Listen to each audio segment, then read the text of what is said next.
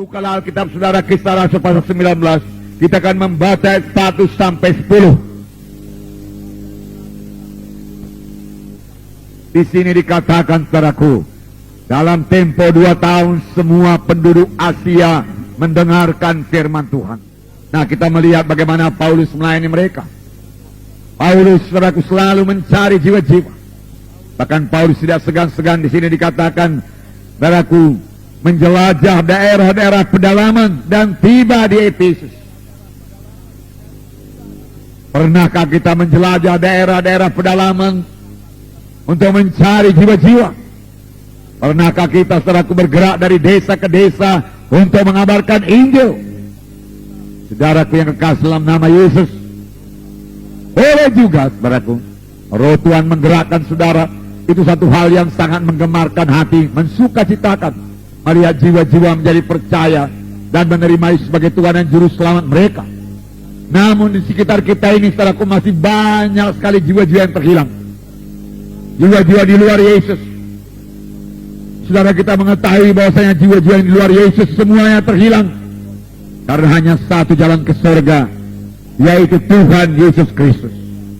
Paulus sampai di Efesus dan dia bertemu dengan 12 orang murid.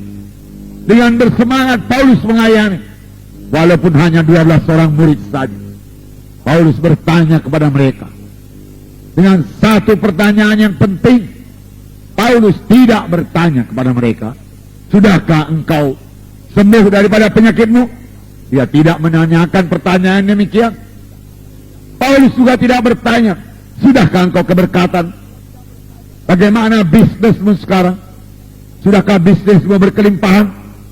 Karena Tuhan berkata, aku datang supaya domba itu berhidup berkelimpahan. Tidak, saudaraku, tidak.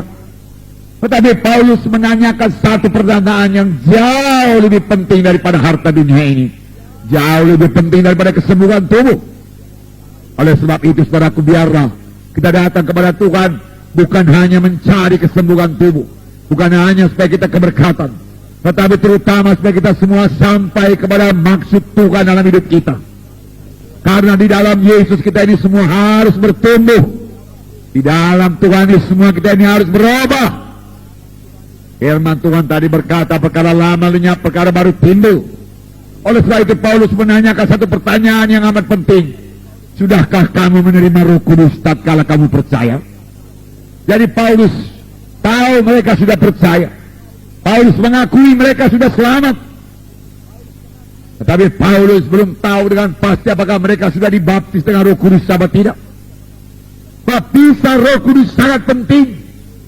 Waktu murid-murid mau berangkat menginjil, Tuhan Yesus berkata kepada murid-murid, tunggulah di Yerusalem sampai kamu dilengkapi dengan kuasa dari Maha Tinggi. Karena Yohanes membaptis kamu dengan air, tapi tidak lama lagi kamu akan dibaptis dengan Roh Kudus. Tuhan Yesus sendiri menyuruh murid-murid menunggu Roh Kudus. Itu sebabnya Paulus bertanya, sudahkah kamu menerima Roh Kudus tatkala kamu percaya? Dan jawaban mereka mengherankan Paulus. Mereka berkata, kami belum pernah dengar kalau ada Roh Kudus. Heran juga. Saudaraku, dalam perjanjian lama banyak diceritakan mengenai Roh Kudus. Buku Joel mengatakan, pada akhir zaman aku akan mencurahkan rohku pada segala manusia. Dan mereka itu akan bernubuat. Telinga-telingamu akan mimpi berbagai-bagai mimpi.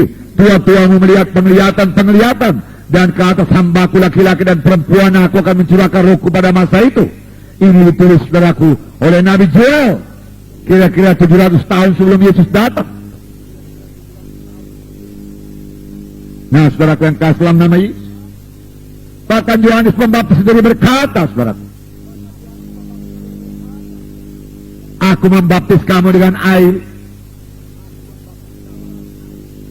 tapi kemudian datang seorang,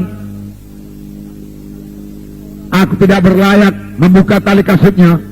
Dialah akan membaptiskan kamu dengan Roh Kudus dan api.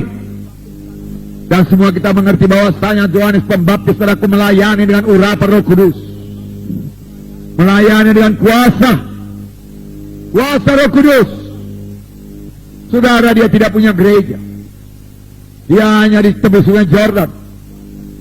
Dan berita singkat, berkuasa, bertobatlah kamu karena kerajaan surga sudah dekat. Dan firman Tuhan berkata seluruh isi Yerusalem keluar. Sepanjang sungai Jordan mereka datang ke sungai Jordan untuk dibaptis.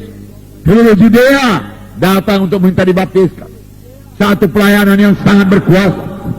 Roh Kudus memenuhkan dia, Roh Kudus menggerakkan jiwa-jiwa. Dan sambil mengaku dosanya mereka dibaptis sungai Jordan. Termasuk Tuhan Yesus, saudara, yang datang pada Yohanes Pembaptis. Dan Yohanes Pembaptis berkata, bagaimana ini Tuhan? Masakan engkau datang kepada aku supaya aku baptis? Yohanes berkata, biarlah demikian supaya kita menggenapi semua kehendak Allah. Dan Yohanes Pembaptis patuh, dan dia membaptiskan Yesus. Dan Roh Kudus turun kepada Yesus berlembaga sebagai seekor merpati. Allah Bapa bicara, inilah anak yang aku kasih kepadanya aku berkenan. Saudara, ini kunci kepada pelayanan yang berkuasa, yang berhasil, yang harus dimiliki gereja pada akhir zaman ini. Saudara mau dipakai Tuhan, saudara mau diurapi Tuhan, intimlah dengan Roh Kudus, penuh dengan Roh Kudus, dengan suara Roh Kudus, bergaul dengan Roh Kudus, mematuhi Roh Kudus, maka pelayanan saudara berkuasa, saudara berbuah lebat di hadapan Tuhan. Haleluya.